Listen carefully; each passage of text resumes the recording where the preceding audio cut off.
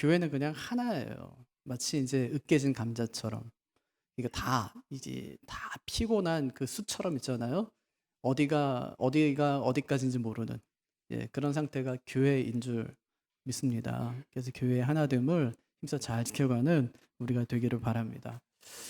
사람들은 비밀 좋아하죠. 집사님만 알고 계세요? 네, 집사님만 알고 계세요. 이렇게 얘기해요. 뭔데? 나중에 얘기해 드릴게요. 답답해 죽죠, 그죠? 예, 뭔데? 이러는 거예요. 가끔 이제 저한테도 와서 목사님만 알고 계세요. 그런 분들이 계세요. 그럼 어떤 생각이 드는지 아세요? 나를 같은 편으로 생각하시나? 이런 생각 들어요. 그러니까 뭔가 이제 뭐 같은 뭐 팀이 된 건가? 뭐 이런 생각이 들죠, 그죠?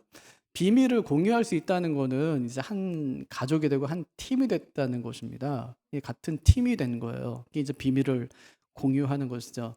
근데 우리만 비밀 좋아하는 게 아니라요. 예수님께서도 비밀을 참 좋아하세요. 예수님께서 말씀하시기를 나는 비유가 아니면 말하지 않는다. 그렇게 말씀하셨어요. 비유로 말씀하신 이유가 뭐죠? 외인들은 알아듣지 못하게 하기 위해서 비유로 말씀하셨다. 그렇게 말씀하시거든요. 그러면은 너 진짜 비밀이야? 이런 말 안 하나요? 목사님 진짜 비밀이에요. 그러면 제가 아무한테 얘기 안 할까요? 저를 그렇게 믿으세요? 아유, 말할 때도 있겠죠. 뭐 제가 뭐 사람인데. 우리도 그렇잖아요. 우리도 뭐 누구한테 너 진짜 너만 알고 있어 이런데 그것까지 전해요. 나만 알고 있으래. 그게 너만 알고 있어? 이러면서 이제 그렇게 이야기하죠. 예수님께서도 이거 진짜 비밀이야. 너희한테만 말해주는 거야. 이렇게 말씀하셨는데 나중에 보니까 사도들이 또 예수님의 그 제자들, 예수님을 따르는 사람들이 예수님께서 비밀로 말씀하신 그것들을 다 말하고 있어요. 그러니까 예수님의 전략이 상당히 좋다. 너만 알고 있어? 이런 전략이요. 그러니까 사람은 혼자 알고 있을 수가 없어요. 누구한테든지 가서 얘기하는 거예요. 임금님 귀는 당나귀 귀다. 이거 이제 나가서 얘기하는 거잖아요, 사람이. 그러니까 예수님께서 하신 그 말씀을 그 사람들이 받아서 그대로 전하고 있더라. 이제 그런 겁니다. 오늘 말씀 보니까요. 비밀이라는 단어가 3번 나옵니다. 하나님께서 바울에게 알게 하셨고 또 하나 깨닫게 하셨고 또 하나 알리게 하셨다. 그렇게 말씀하세요. 예수님 비밀을 알게 하시는 거예요. 깨닫게 하셨어요. 그 다음에 알리게 하세요. 비밀에는 보통 이제 한 3가지쯤 있는 것 같아요. 하나는 이 비밀이라는 말은 비결이라는 말과 똑같습니다. 영어 정복의 비결. 그건 몰랐잖아요. 어떻게 영어 잘하는지. 우리 12년 열심히 학교에서 배웠는데 입은 못 대잖아요. 왜 그런지 뭐 비결 알려줄게. 이것도 이제 비밀인 것 같아요. 두 번째는 신비죠. 신비. 그동안 감춰져 있었어요. 그런데 이제 드러나게 되는 거예요. 우주의 신비. 이건 이제 우주에 가보기 전까지는 알지 못했는데 직접 가서 보니까 우주가 이렇더라 하는 이제 신비. 그것도 이제 밝혀졌으니까 비밀이라고 이야기할 수 있겠죠. 또 하나는 완전히 그냥 가려진 거예요. 감춰진 거. 절대로 알려서는 안 되고 알아서는 안 되는 것. 그것은 이제 비밀이라고 이제 그렇게 이야기하는 것이죠. 바울이 오늘 비밀이라고 이야기하는데 여기서 두 번째 신비에 관한 비밀을 지금 말하고 있는 것입니다. 지금까지는 감춰져 있었다는 거예요. 근데 하나님께서 그들에게 알려주셨다는 말씀을 지금 하는 것입니다. 근데 뭘 알려줬을까요? 하나님께서 그들에게 뭘 알려주셨을까요? 그러니까 바울에게 뭘 알게 했고 뭘 깨닫게 했고 뭘 말하라고 이제 알리게 하셨다는 말을 지금 하는 걸까요? 제가 이렇게 한번 설명해 볼게요. 신비를. 갈릴레이가 지동설을 주장했어요. 근데 그때만 해도 이 교회의 권한이라는 것이 굉장히 막강해서 뭐 황제를 세우기도 하고 화형에 처하기도 하고 이런 권한이 실제로 교회 안에 있었습니다. 근데 교회는 뭘 믿었냐면 이 천체의 중심은 지구다 이걸 믿고 있었어요. 세계는 다 지구를 중심으로 움직인다 우주는 그렇게 이제 믿고 있었거든요. 만약 그것을 저항하거나 그것을 반대하는 사람은 다 화형에 처하는 거예요. 그래서 갈릴레이가 재판장에 불려갑니다. 그래서 재판장이 묻죠. 지구가 도냐 이렇게 물었어요. 그랬더니 갈릴레이가 말하기를 지구는 돌지 않습니다. 대답했어요. 그리고 재판장 문을 밖으로 나오면서 하는 말이 그래도 지구는 돈다. 그렇게 얘기했어. 죽지 않으려고 이제 모면하는 것이죠. 근데 갈릴레이가 태어나기 전에 20년 전에 이미 코페르니쿠스가 천체의 회전에 대하여라는 책을 썼습니다. 그 책에서 이렇게 얘기했어요. 우주의 중심은 태양이고 지구와 별들이 그 주위를 돌고 있다. 이게요 지금부터 한 500년 전밖에 안 돼요. 그런데 그보다 앞서서요 약 3,500년 전에 이 얘기를 한 사람이 있어요 성경에. 누군지 아세요? 욥이에요. 욥기를 읽다 보면은 지구가 어떻게 돼 있대요. 하나님께서 공중에 매달아 놓으셨다. 그런 얘기를 하거든요. 기후가 어떻게 변하는지, 비가 어떤 노래를 통해서 지금 이 땅에 내리는지 그 이야기를 욥이 다 하고 있어요. 어떻게 알았죠? 지구가 도는지? 지구가 태양 주변을 도는지 어떻게 알았어요? 지구 밖을 나가보니까, 우주에 가보니까 알 수 있었어요. 그 신비를 발견하자마자 사람들이 어떻게 할까요? 언론에서 이야기하기 시작하고 사람들의 입을 통해서 계속 전해지기 시작한 거예요. 그것이 신비예요. 신비라는 말은 가둬두는 것이 아닙니다. 드러났으면 그것은 이야기하는 거예요. 오늘 바울이 복음에 대해서 이야기하고 감춰진 그 비밀에 대해서 이야기하면서 신비라고, 그것은 신비라고 그렇게 이야기하고 있는 것입니다. 예. 근데 오늘 비밀 하나를 공개하는데 그 비밀은 뭐냐면 하나님의 구원 계획에 이방인이 포함되어 있다는 거예요. 그게 비밀이다. 내 비밀 하나 알려줄게. 하나님의 구원 계획에 이방인이 포함되어 있어. 별거 아니잖아요. 에이, 이게 무슨 뭐 비밀이야. 별로 알고 싶지 않고 궁금하지 않은데 생각할 수 있잖아요. 하지만 이게 그 당시로서는 매우 충격적인 일이었습니다. 여러분 성경은 누구 읽으라고 쓴 책일까요? 누구? 얘요? 내가 읽어야죠. 우리가 읽으라고 성경을 쓰신 거잖아요. 주셨잖아요. 그죠? 근데 유대인들은 안 해요. 성경 누구 읽으라고 준 거예요? 자기들 읽으라고 준 거예요. 구원은 누구를 위해서 하나님께서 베푸시는 것이죠? 인류를 위해서요. 근데 유대인들은 우리예요.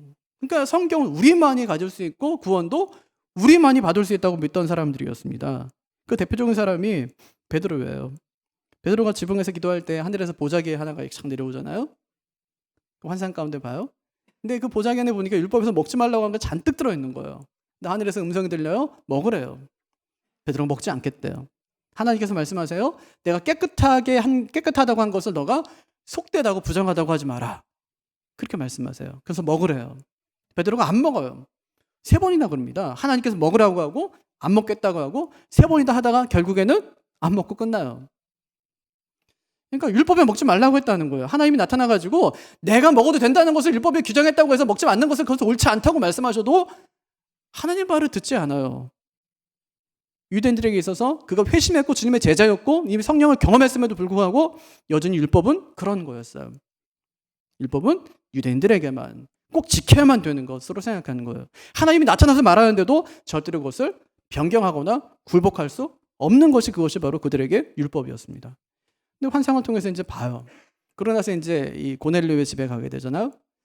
고넬료의 집에 갔어요. 근데 이게 또 환상 때문에 이제 가게 되는 거예요. 고넬료가 이제 하나님 환상을 보잖아요. 그 시몬의 집에 사람 보냈어요. 그래서 당신 지금 우리 지금 죽이는데 가야 되겠습니다. 왜 가야 되냐?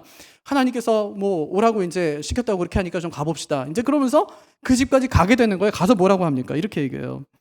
유대인으로서 이방인과 사귀거나 가까이 하는 건 불법이라는 사실을 여러분도 아실 겁니다.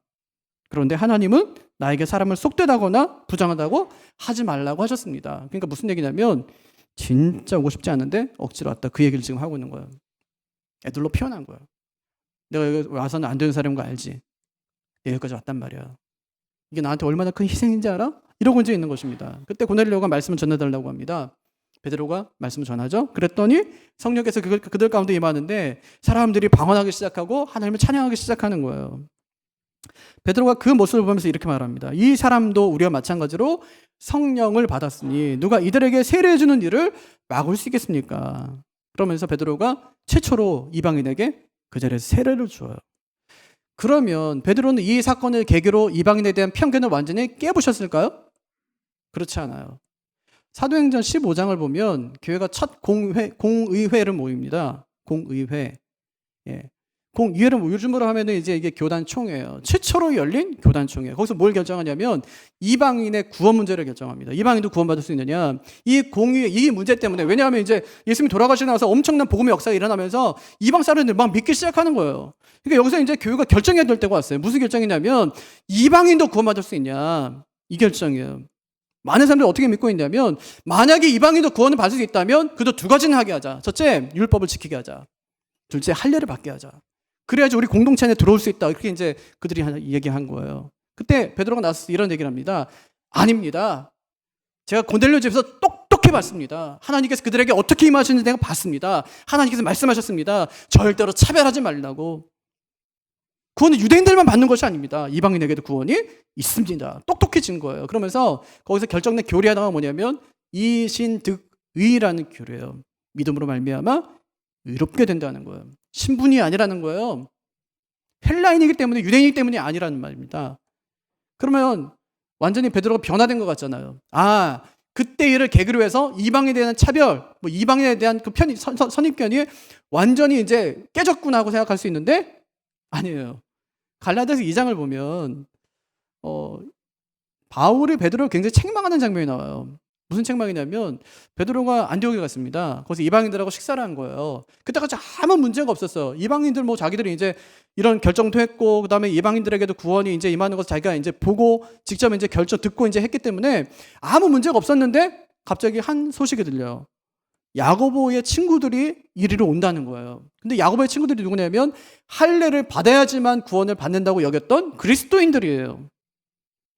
그러니까 지금 유대교회에서 분명히 이 교회로 이제 기독교로 분리된 것처럼 보이지만 사실 아직까지 이것이 어디서 어디까지가 유대교고 어디서 어디까지가 교회인지 모르는 아주 애매한 상황이 지금 여기 교차되어 있는 상황이에요. 여전히 예수님을 통해서 구원받는다고 했지만 그들이 주장했던 것은 뭐냐면 할례를 받아야 구원받는다는 것이고 율법을 지켜야 구원받는다는 거예요. 사도 바울이 복음을 증거할 때도 항상 어디 먼저 가냐면 교회를 방문하고 교회를 들르고 신자를 찾아가는 것이 아니라 회당을 찾아갑니다. 회당에 있는 사람들도 바울이 어떤 사람인지 분명히 알면서도 그를 받아들여요. 그러면서 그에게 말씀을 듣습니다. 거기서 변화된 사람이 있더라고요. 우리 같으면 어떻게 하겠어요? 유대인들이 생각할 때는 예수는 메시아도 아닌데 그 사람을 증거하는 그 사람을 받아들여서 설교단에 세우는 거예요. 그 말씀을 들어요. 우리 같으면 그렇게 하겠습니까? 아니 이단들이 와가지고 교회에 왔는데 나에게 잠깐 한 30분만 시간을 달라고 하면 이 강단을 내주겠냐고요. 아니요. 절대로 내주지 않죠. 목숨 걸고 지키죠 강단을. 만약에 하겠다고 하면 다 나가고 버리고 말죠 우리가. 근데 사도 바울은 어디를 가든지 먼저 회당에 가서 그 복음을 준 거예요. 그러니까 어디서 어디까지가 지금 완전히 구분되지 않은 그런 상태가 지금 이 안에 있다는 얘기를 지금 하고 있는 거예요. 그들이 온다는 소식을 베드로가 들어요. 그리고 그들이 와서 자기에 대해서 이상한 이야기를 할까 봐 그것이 두려워서 그 자리를 피합니다. 그것을 바울이 지적하는 거예요. 이 나쁜 놈 이렇게 하는 거예요.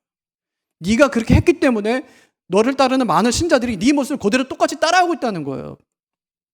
이방인과 만나서 식사하는 것은 이건 부정한 일이구나. 다른 사람들의 구설수에 옳은 일이니까 이거 절대로 해서는 안 되는구나. 몰래 만나는 건 몰라도 함께 모여서 만나서 공개적으로 만나는 건 피해야지 하고 생각한다는 거예요. 교회 질서를 무너뜨리니까 베드로는 네 잘못됐다고 바울이 그를 혹독하게 질책하는 모습을 볼 수 있습니다.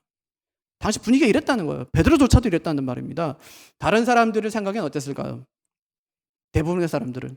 그 사람들은 절대로 이방인에게는 구원이 없다고 여겼던 그런 시대였어요. 근데 하나님께서 비밀 하나 탁 하고 까주시는 거예요. 그 비밀이 뭐라는 거예요? 하나님은 이방인들도 구원하신다는 그 비밀이에요. 바울이 오늘 그 비밀에 대한 이야기를 지금 하고 있는 것입니다. 바울은요, 이방인의 사도로 부름받았어요. 근데 바울은 그때부터 진짜 힘든 삶을 살아가기 시작하는 거예요. 고린도후서 11장을 한번 읽어보십시오. 거기 보면 바울이 엄청난 고난을 당한 이야기들이 나와요.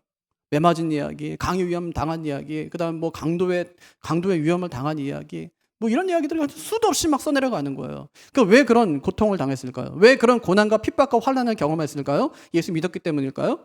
그 당시 예수 믿으면 힘들고 어려우니까 정말 그랬던 걸까요? 아니요, 그것이 아니라 이방인의 사도로 그가 부름을 받았기 때문에 그 일을 감당했기 때문에 이런 어려움들을 당했다는 것입니다. 여러분, 그를 누가 반대합니까?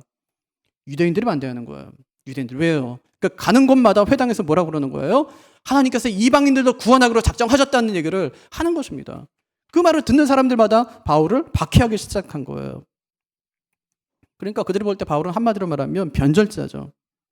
이렇게 모진 고난을 당한 바울이 에베소 3장에서 이렇게 말하는 것입니다. 하나님이 모든 성도 중에 가장 작은 자보다 더 작은 나에게 이 은혜를 베풀어 주셔서 구원하셨습니다. 이게 첫 번째예요. 두 번째, 나를 이방인을 위한 복음의 증인이 되게 하셨습니다. 이게 두 번째인데, 그러니까 자기를 구원했고 이방인의 사도로 자기를 불렀다는 얘기를 하는 거예요. 그러면서 하는 얘기가 뭐냐면, 어떻게 그렇게 됐냐면 하나님이 그리스도 예수 안에서 예정하신 뜻을 따라 그것이 된 것입니다. 그렇게 얘기해요. 내가 구원받은 것도, 내가 이방인의 사도가 된 것도 내 뜻대로 된 것이 아니라, 내가 믿어서 된 것이 아니라 하나님의 그 예수 그리스도 안에 있는 그 예정 때문에 내가 된 것입니다. 그렇게 이야기하는 것입니다. 그래서 그는 그 사명을 따라서 복음을 전하는 것이죠. 그 복음을 전하다가 모진 고통을 당하는 것입니다. 그럼 복음은요, 가까운 사람만 아니라 먼 데 있는 사람까지 전해야 돼요. 내가 좋아하는 사람뿐 아니라 싫고 정말 불편한 사람들까지 복음을 전해야 됩니다. 그렇게 복음을 전해서 그들이 교회에 딱 들어오게 되면, 내가 진짜 싫어하거든요. 복음 전했어요. 저놈은 안 믿겠지, 나쁜 놈이니까. 믿네? 큰일 난 거예요. 우리 교회 나오니까. 얼굴 보기도 싫은데. 그냥 전했는데. 왔어요. 그러면 그런 불편한 사람과도 함께 신앙생활을 해야 된다고 말씀하는 겁니다. 그가 싫다고 내가 피해서는 안 된다는 말이죠. 내가 좋든 싫든 교회 안에는 모든 사람이 다 들어와야 된다는 말입니다. 바울은요, 유대인들이 정말 용납할 수 없는 사람, 남에게 손가락질 당하면서 비난당한 사람, 그 사람들을 찾아가면서 복음을 증거합니다. 그들을 교회로 끌어들이고 예수를 믿게 하는 것입니다. 사람들이 싫어했지만 그가 그 길을 합니다. 왜 그랬을까요? 하나님께서 자기를 그거 하라고 부르셨기 때문에. 그거 하라고 하나님이 자기를 부르셨기 때문에 그 일을 하는 것입니다. 그래서 교회는 가까운 사람, 교제하기 편한 사람과 모여 지내는 것이 아닙니다. 내 마음에 드는 사람, 내 기준에 합당한 사람만 모이는 것도 아닙니다. 보네퍼가요, 성도의 공동생활이라는 책을 썼습니다. 당시 그 나라는, 이 독일은요, 이 나치에 의해서 굉장히 어려움을 당하고 있었던 때예요. 그때 교회가 두 쪽 나거든요. 하나는 고백교회고 하나는 국가교회예요. 고백교회는 뭐냐면 국가 말 안 듣겠다는 얘기예요. 우리 말 들어. 네, 한 게 이제 국가교회예요. 그렇지 않고 고백교회는 아니, 난 우리 말씀대로 할 건데 이러면서 엄청난 핍박을 당한 교회예요. 이렇게 교회가 둘로 분리되어 있을 때 보네퍼가 성도의 공동생활이 무엇인지를 이 책을 통해서 이야기합니다. 교회란 자신이 사랑하고 자신이 있고 싶은 사람들과 모이는 사교 집단이 아닙니다. 오히려 교회에서는 원수와 같은 사람을 만나고 그 사람을 사랑하는 공동체야말로 진정한 교회가 될 수 있습니다. 우리가 사랑할 수 없는 원수를 만날 때 진정한 신앙생활이 시작됩니다. 근데 그런 것 같아요. 교회 안에 우리를 힘들게 하는 원수가 있기 때문에 우리는 화해를 경험합니다. 그 안에서 평화를 경험하게 되는 거예요. 이 갈등 관계 속에서 새로운 관계를 쌓아가는 능력을 경험하게 되는 것입니다. 진정한 교회는 문제가 아무것도 없는 그런 교회가 아닙니다. 내가 원하는 사람들만 모인 그런 교회도 아닙니다. 성도의 공동생활이란 원수 같은 이들을 통해서 화해를 경험하고 사랑을 경험하는 것이 그것이 교회고 성도의 공동생활임을 그가 주장하고 있는 것입니다. 여러분, 보네퍼는 국가교회 이 나쁜 놈들 이렇게 이야기하지 않았어요. 바울은 이 유대인이 진짜 나쁜 놈들, 자기들만의 이기적인 사람들 이렇게 이야기하지 않았습니다. 국가교회와 고백교회가 하나가 돼야 되고 유대인과 이방인이 하나가 돼야 되는 곳이 바로 교회라고 그들은 역설하였습니다. 교회는요, 성령이 하나 되게 하신 것을 힘써 지켜가는 그 사명을 감당하는 것이 교회입니다. 교회는 누구나 들어올 수 있는 곳이 돼야 되고 누구나 들어와서 하나가 돼야 되는 것이 그것이 바로 교회라는 것입니다. 바울은 그것을 예정이라는 단어로 설명하고 있습니다. 그는 자신이 사도된 것, 이건 예정된 것이다, 그렇게 이야기합니다. 이방인들이 복음으로 말미암아 하나님의 상속자가 된 것, 이것도 하나님의 예정으로 된 것이라고 이야기합니다. 교회가 이 사실을 세상에 전해야 되는 것도 전부 하나님의 예정 가운데 있는 일이라고 그가 주장합니다. 그럼 간혹 전도 얘기를 하다 보면 목사님 어차피 구원받을 사람은 하나님께 예정된 거 아닙니까? 하는 질문들을 받게 돼요. 어차피 하나님께서 우리가 전도하지 않아도 구원하실 텐데 굳이 우리가 전도할 필요가 있을까요? 라는 질문입니다. 그럼 그래요. 저도 하나님이 그렇게 하실 줄 믿어요. 그런데 왜 우리가 전도해야 될까요? 예정은 하나님이 하시는 일이지만 모든 사람에게 복음을 전하는 일은 우리가 해야 되는 일이기 때문에 해야 됩니다. 예정을 들어 설명할까요? 우리가 복음을 전하도록 예정돼 있기 때문에 우린 복음을 증거해야 된다는 말입니다. 우리의 책임은 복음을 전해서 그들에게 회심할 기회를 주는 것입니다. 바울이 이때 주의할 팁 하나를 주는데 절대 사람을 가려가면서 복음을 전하지 말라는 거예요. 저 사람은 내가 전해도 안 믿을 거야. 미리 내가 예단하지 말라는 말입니다. 하나님의 구원 계획 안에는 모든 사람이 다 포함되어 있다는 거예요. 저는 진짜 저희 외갓집은 예수 안 믿을 줄 알았어요. 악해서가 아니라 워낙에 우상숭배에 찌들려 있어가지고. 절에 산다니까요, 그냥. 절 사람이에요, 그냥. 그래요. 어떻게 교회 나올 수가 없어요. 그런데 요즘 좀 놀라는 게 뭐냐면 이모도 교회 다니기 시작하고 외삼촌도 막 교회 다니기 시작하는 거예요. 그래서 우리끼리 막 웃어요. 야, 진짜 하나님이 하시는 놀랍다고. 평생 울면서 기도한 그 기도 제목이 그거 하나밖에 없어요. 저희는 다 뭐 목사 집안 아닙니까? 사촌들도 다 목사고 막 다 그래가지고 이 친가 쪽에서 예수 안 믿는 사람이 하나도 없어요. 근데 외가만 그랬었는데 재밌어요. 아, 진짜 모르는구나. 진짜 뭐 예수란 얘기만 해도 이런 얘기예요. 뭐 우리 교회에서는 옛날에 막 병 고치고 막 이런 일이 얼마나 있었어요. 그다음에 뭐 의료 시설이 안 좋고 이럴 때 막 기도하면 병 낫고 이러잖아요. 성경에도 막 그런 얘기 나오잖아요. 그런 얘기 막 하면서 전도하면 뭐라 하냐면 아, 뭐 절에서도 병 고친다면서 그래요. 절에서도. 절에서도 방언한다는 거 아세요? 절에서도 방언하더라고. 여기서 하는 거 똑같이 다 하고 있어요. 그러니까 무슨 얘기를 해도 듣지 않는 사람들이 나중에 그 복음을 듣고 다시 교회 나가기 시작하는 것을 볼 때, 야, 이건 우리가 이제 함부로 판단할 일이 아니구나 하는 생각이 드는 거죠. 복음은요, 기회가 있을 때 내 주변에 있는 사람에게, 내가 만나는 사람에게 증거해야 되는, 그에게 줄 수 있는 가장 좋은 선물, 가장 큰 선물, 가장 완벽한 선물이 그 복음이면 여러분 꼭 잊지 마시기를 바랍니다. 그런데요, 하나님의 구원 계획 안에 모든 사람이 다 포함되어 있는데 우리 이것과 관련해서 종종 오해하는 성경 구절 한 두 개가 있다고 저는 생각해요. 첫 번째는 로마서 9장에 있는 나오는 말씀인데, 로마서 9장은 아시죠? 예정에 관한 말씀을 하고 있는 거예요. 예정에 관한 말씀을 쭉 하다가 하나님께서 이렇게 얘기해요. 바울이 하나님이 에서는 미워하고 야곱은 사랑했다는 말이 나와요. 바울의 논조가 이렇거든요. 하나님이 절대적인 주권을 가지고 에서는 미워하고 야곱은 사랑할 수 없겠냐. 토기장에도 진흙으로 원하는 그릇을 만들 수 있지 않냐. 그렇다면 하나님도 절대 주권을 가지고 어떤 사람은 택하고 어떤 사람은 택하지 않을 수도 있다. 누가 그걸 가지고 하나님은 공평치 않다고 이야기할 수 있겠냐. 이런 얘기를 지금 바울이 하고 있는 거예요. 근데 중요한 건 뭐냐면 이 말을 누구한테 하고 있냐는 거예요.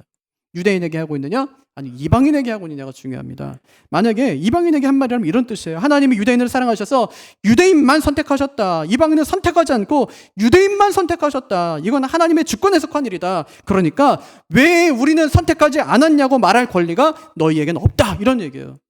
끔찍한 말이죠. 이거 정말 잔인한 말입니다. 한 번도 기회도 주지 않았는데 너희는 이미 이방인이기 때문에 안 돼, 탈락! 이렇게 말하는 거니까, 성 긋는 거니까 이건 정말 그들에게 잔인하고 잔혹한 말이라는 말이죠. 그들에게 말했을까요? 만약에 유대인들에게 한 말이라면 하나님에게는 야곱을 사랑하거나 에서를 미워할 권한이 있다. 야곱을 사랑하든지 에서를 사랑하든지 그것은 하나님의 주권에 달린 일이다. 만약에 하나님이 이방인을 택했다면 그 네가 반대할 일이 아니라 하나님의 주권을 받아들이고 순종할 일이다. 이런 뜻이거든요. 저는 바울이 이 얘기를 후자에게 했다고 생각해요. 후자에게, 유대인들에게. 이건 누구를 택하고 안 택하고의 문제가 아닙니다. 하나님에게는 어떤 사람이든지 선택할 수 있는 권한이 있다는 말씀을 지금 하는 것입니다.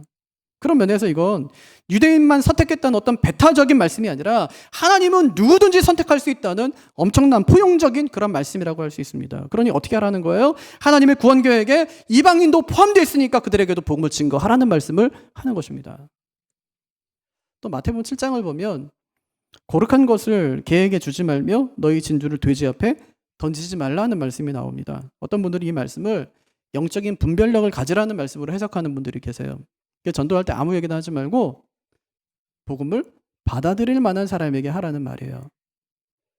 이 말씀의 배경을 보면 여기 누가 나오냐면 바리새인 같은 사람들 나오거든요. 그들에게는 아무리 복음을 증거해도 씨 하나 먹히질 않아요. 오히려 복음을 전하는 사람을 핍박하고 이 복음을 땅바닥에 완전히 집어던져서 완전히 아무 가치 없는 것으로 만들어버리는 그런 사람들이에요. 그런 사람들과 함께 이 본문이 묶여져 있기 때문에 어쩌면은 복음 전할 때는 아무에게나 하면 안 된다는 말씀을 지금 하는 것이구나 하고 오해할 수 있는데 이 말씀은 그런 의미가 아니라는 말입니다. 그럼 만약에 영적 분별력을 가지고 어떤 사람에게 복음을 증거한다면 여러분 어떻게 하실 수 있겠어요? 이 사람한테 내가 복음을 전하면 믿겠다 안 믿겠다를 어떻게 하십니까? 제가 아는 지금 돌아가셨는데 어떤 사모님은요. 자기는 십자가가 보인대요. 사람에 이렇게. 전철 타면 십자가 보인대요. 그래서 십자가 보이는 사람한테 가서 자기가 전도를 하면 100%라는 거예요.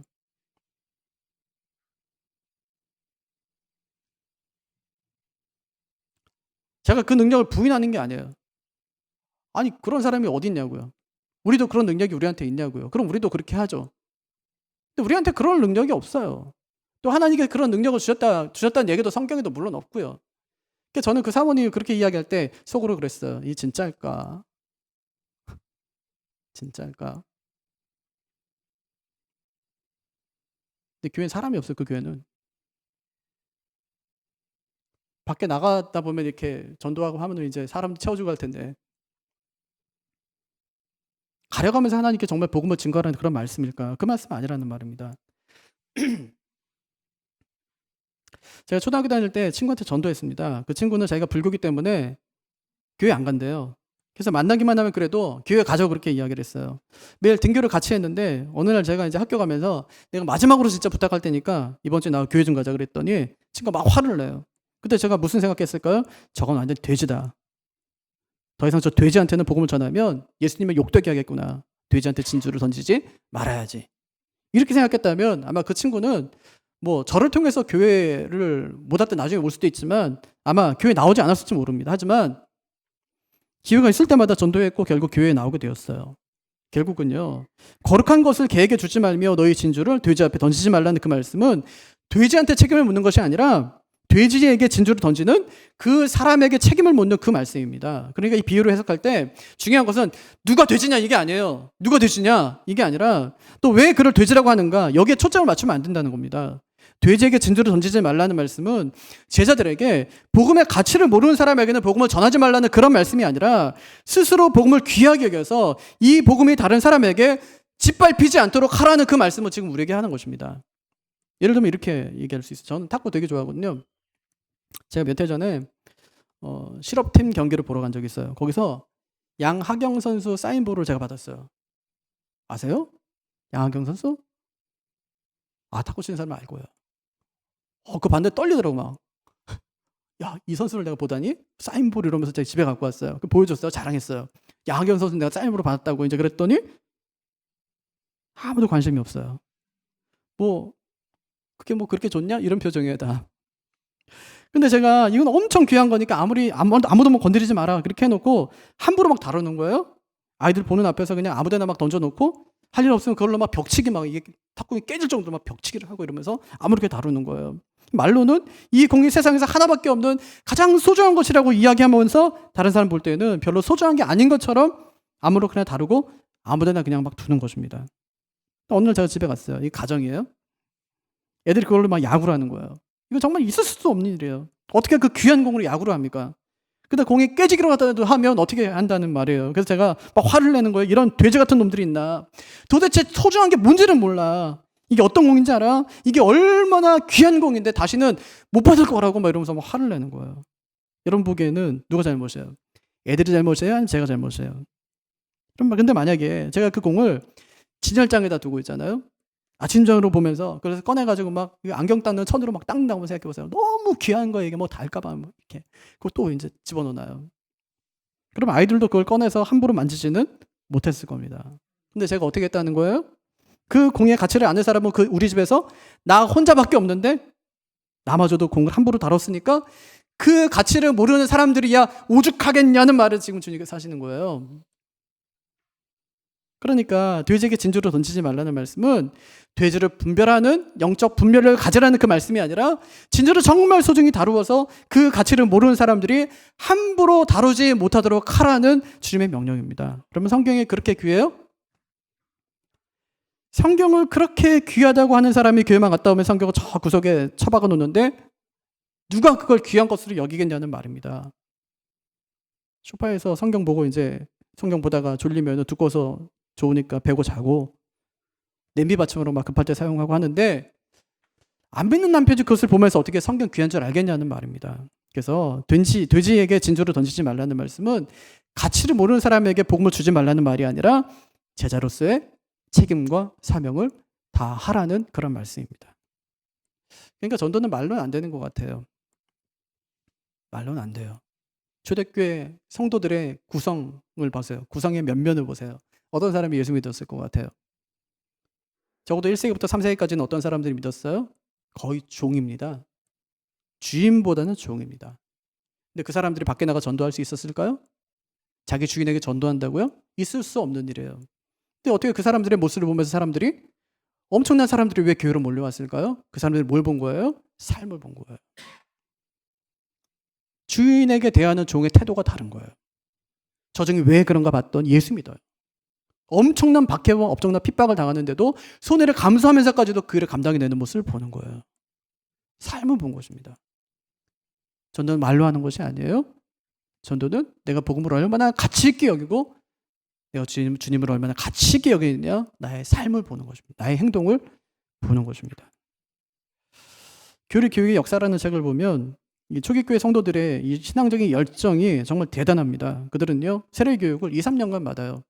우리는 보통 이제 한 4주간 받고 6주간 받고 이렇게 이제 학습받고 세례받고 이제 끝나는데 2-3년 동안 받는 거예요. 무슨 교육 받았을까요? 물론 성경 교육 받습니다. 또 교리 교육 이런 것도 받겠죠. 근데 그것을 습득하는 것이 목적이 아니에요. 그럼 뭘 보냐? 삶의 변화를 보는 거예요. 삶의 변화. 그래서 당시 교부였던 히폴리토스는 이렇게 말했어요. 비록 자신이 진심으로 예수님을 구세주로 고백했다 할지라도 교회의 공식적인 성도가 되기 위해서는 구체적이고 객관적인 삶의 변화에 대한 증거가 필수적으로 요구된다. 그는 교회에 정식으로 등록하기 위해서는 그리스도인으로서 적절치 못한 직업까지 포기해야 된다고 그렇게 이야기했습니다. 그들은 그렇게 성도가 된 사람들이었어요. 여러분, 이게 서신서에 보세요. 집사의 자격만 보더라도 기가 질립니다. 아니, 그 자격에 맞춰서 집사를 뽑는다면 한 사람도 될 사람이 없어요. 근데 어떻게 초대교회 안에서는 그 7명의 집사를 그렇게 구별해내고 그들을 세울 수 있었느냐?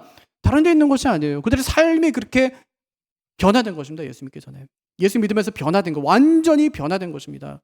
그래서 그 자격 조건을 충분히 만족시킬 만한 사람이 그 교회 안에 존재했던 거예요. 예수 믿는 사람들이 엄청나게 많은 핍박을 받습니다. 그래서 그 당시 사람들이 이런 사람들에게 그리스도인이라는 별명을 붙여줘요. 이건 예수쟁이라는 뜻이고요. 조롱하는 말인데 굉장히 놀렸고 감옥에 가둡니다. 그럼에도 불구하고 예수 믿는 사람들은 복음의 가치 때문에 오히려 자신들이 핍박하는 그들을 용서하고 사랑합니다. 어려운 사람들을 보면 나도 어렵고 힘들고 어려운데 자기 것을 아낌없이 나누어 주었습니다. 사람들이 이런 그리스도인들을 이해할 수 없었습니다. 예수가 뭐라고 저렇게 사는지 도무지 이해할 수가 없었습니다. 그래서 때리고 괴롭혔습니다. 잡아서 가두고 죽이기까지 했습니다. 그런데 그렇게 하면서 그들은 두려웠습니다. 그들에게 위기의식을 느꼈습니다. 왜 그랬을까요? 그들이 하는 말이 진짜 같았기 때문에. 그들이 하는 말이 진짜 같았기 때문에. 그들이 진짜처럼 살았기 때문입니다. 하지만 요즘 사람들은 우리를 보면서 그렇게 두려워하지 않습니다. 자기들하고 똑같이 살면서 자기는 하나님의 자녀가 되는 권세를 가졌다고 천국을 소유했다고 하는 그 모습이 그들에게는 아무 위협도 되질 않습니다. 그래서 세상 사람이 이런 우리의 모습을 보면서 정말 영생이 있나 보다, 예수가 대단한 분이긴 한가 보다 하기는 어렵다는 것입니다. 피츠버그 제일장로교회에 브루스 틸만이라는 목사님이 계셨습니다. 하루는 그 교회 집사님이 목사님 찾아와서 이렇게 말했어요. 목사님, 현대교회는 정말 희생과 섬김을 통해 주님의 이름을 드러내야 될 때가 되면 늘 대하신학에 빠지는 것 같습니다. 대하신학. 목사님 처음 듣는 얘기예요. 집사님 대하신학이 뭡니까? 물었어요. 네, 주님이 십자가에 못 박히시 전날 밤 제자들과 마지막 식사를 하시면서 대하를 가지고 오라고 하셨습니다. 그리고 제자들의 발을 씻겨주셨습니다. 그리고 몇 시간 뒤에 겟세마네 동산에서 붙잡히시고 빌라도의 재판을 받으셨습니다. 빌라도는 예수님께 죄가 없는 것을 확인했지만 유대인과의 복잡한 일에 얽히고 싶지 않아서 법정에 있던 대하를 가져오라 했습니다. 빌라도는 대하에 손을 씻으면서 예수님의 피와 아무 상관없다고 하였습니다. 그러면 집사님이 계속 말했어요. 너무 많은 교회가, 또 너무 많은 그리스도인들이 평소에는 주님이 손을 담그셨던 다락방에 있던 대하에 관해 말하지만 정작 누군가를 위해 희생해야 되거나 고난 당할 때가 되면 빌라도의 법정에 있던 대하를 끌어다가 손을 담그고 나는 그 일과 아무 상관이 없다고 손을 씻습니다. 그래서 현대교회가 고난의 현실에서는 이 대하신학에 빠진다고 말씀드린 것입니다. 저는 맞는 말이라고 생각해요. 여러분, 교회만큼 섬김과 헌신에 대해서 이야기를 많이 하는 곳이 어디 있습니까? 하지만 막상 정말 희생이 요구되는 상황이 닥치면 첫째, 나는 너무 바쁩니다. 둘째, 그 일이 얼마나 효율적인지 한번 따져봅시다. 이렇게 하면서 자기 합리화와 핑계로 고난과 희생을 잘도 피해갑니다. 그러니까 그런 우리를 보면서 세상이 어떻게, 야, 정말 예수 믿는 사람들은 다르구나 하고 생각할 수 있겠습니까? 정말 영생이 있긴 있나 보다. 예수가 정말 대단한 사람은 대단한 사람인가 보다 하고 어떻게 그들이 생각할 수 있겠냐는 말입니다. 하나님은 바울을 이방인을 위한 사도로 부르십니다. 바울의 평생의 꿈은요, 로마에 가서 복음을 증거하는 것이었어요. 그 꿈대로 그는 로마에 갑니다. 근데 갔는데 거기서 한 일이라고는 감옥에 갇혀서 편지 몇 통 보내는 일이 다였어요. 바울이 보낸 편지 중에 하나가 빌립보서입니다. 빌립보 성도들에게 편지를 보내면서 이렇게 이야기하는 거예요. 나는 범사에 자족하는 법을 배웠다. 그렇게 이야기를 해요. 그가 말하는 자족이 뭘 의미할까요? 지금 자신이 비록 감옥에 갇혀 있지만 지금의 생활에 만족한다는 말을 지금 바울이 하는 것일까요? 그건 아니에요. 만약에 그렇다면 그것은 스님들이 더 잘해요. 감옥에 갇혀도 만족한다. 이거는 진짜 스님들이 진짜 잘해요. 아니 몇 년씩 안 누워요. 잠도 안 자고 살이 나와요 막 몸에서. 그건 진짜 뭐 바울보다 스님들이 더 잘해요. 그 얘기하는 것도 아닙니다. 형편에 대한 만족이 아니라 주권에 대한 만족이에요. 하나님이 나를 어떻게 인도하시든지 내가 어떤 상황에 처하든지 거기에 하나님의 섭리와 계획이 있을 테니까 나는 만족할 수 있다고 지금 이야기하는 것입니다. 그래서 사람들이 놀라는 거예요. 어떻게 저 사람은 저런 상황에서도 기뻐할 수 있냐? 어떻게 저 사람은 다 뺏기고 난 뒤에도 만족하며 살 수 있냐? 놀라는 것입니다. 그들이 놀라는 이유는 그 바울 안에 있는 그 성도들 안에 있던 그 비밀을 몰랐기 때문에 놀라는 것입니다. 그들은 어떤 상황 때문에 만족하고 있는 것이 아니라 주신 이도 하나님이시고 거두신 이도 하나님을 알기 때문에 그 주권에 만족하고 있는 것입니다. 그 만족이 있는 사람에게는 교회에 누가 있든 상관이 없어요. 우리 주변에 누가 살든 정말 상관이 없습니다. 복음을 통해서 드러난 비밀은 소외된 자들, 정말 가난한 자들, 약한 사람들도 하나님의 사랑의 대상이 된다는 그 사실입니다. 그 비밀을 아는 사람은 품지 못할 사람이 없다는 말을 바울이 오늘 우리에게 하는 것입니다. 여러분 마음이 맞는 사람끼리 모여서 즐거워하는 것은 그것은 교회의 본질적인 사명이 아닙니다. 사방으로 쌓인 벽을 허물고 함께 합시다. 친구합시다. 그렇게 말하는 것이 오늘 바울이 말하는 복음의 비밀임을 명심하시기를 바랍니다. 주님은 우리를 복음의 증인으로 부르셨습니다. 복음의 증인이 할 일은 딱 한 가지밖에 없어요. 오직 주님을 위해서 사는 것입니다. 오직 주님을 위해 사는 것입니다. 우리가 이 놀라운 복음, 감격스러운 복음의 증인이라는 그 사실을 명심하며 살아가는 저 여러분이 꼭 되시기를 주님의 이름으로 축복합니다.